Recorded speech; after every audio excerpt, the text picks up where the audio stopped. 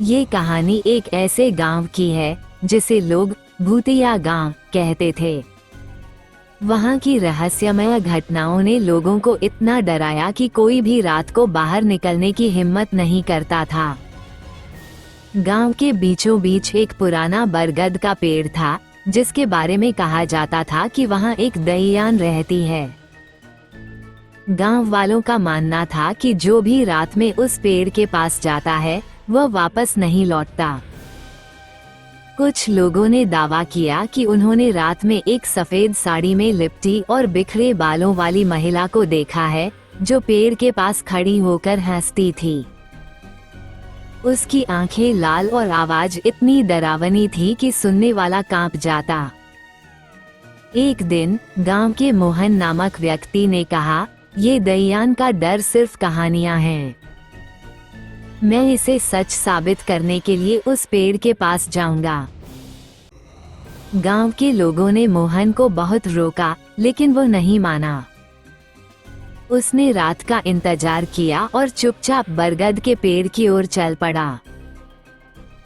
जैसे ही वह पेड़ के पास पहुंचा, तेज हवा चलने लगी और अजीब अजीब सी आवाजें सुनाई देने लगीं। अचानक मोहन ने एक छाया देखी।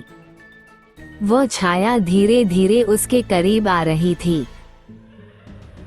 डर के मारे उसकी टांगें कांपने लगीं, लेकिन वो वहीं खड़ा रहा। जब छाया उसके बिल्कुल पास पहुंची, तो उसने देखा कि वो एक सफेद साड़ी में लिपटी महिला थी। उसके बाल बिखरे हुए थे और उसकी आंखें आग की तरह जल रही थीं। महिला ने मोहन से कहा, तुम यहाँ क्यों आए हो? क्या तुम्हें अपनी जान की परवाह नहीं? मोहन ने साहस जुटाकर पूछा, तुम कौन हो और इस पेड़ के पास क्यों रहती हो? महिला ने जोर से हंसते हुए कहा, मैं इस गांव की दईयान हूँ। मैं यहाँ उस दिन से रहती हूँ जब इस गांव के लोगों ने मुझे और मेरे परिवार को मौत के घाट उतार दिया था। मोहन ने चौंकते हुए पूछा, ऐसा क्यों किया गया? महिला ने कहा, हम इस गांव में नए थे और खेती का काम करते थे, लेकिन कुछ लोगों ने हमारे खिलाफ झूठे आरोप लगाए और पूरे गांव ने हमें मार दिया। मेरी आत्मा को शांति नहीं मिली, इसलिए मैं यहाँ भटक रही हूँ। महिला ने मोहन से कहा, अगर तुम मेरी आत्मा को शांति देना चाहते हो, तो तुम्हें उन दोषियों के वंशजों से मुझसे माफी मंगवानी होगी। तभी मैं इस गांव को छोड़ूंगी, वरना मैं हर रात किसी न किसी को अपना शिकार बनाऊंगी।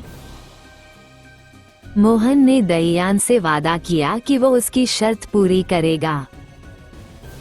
अगले दिन मोहन ने गांव के लोगों को बुलाकर पूरी घटना सुनाई।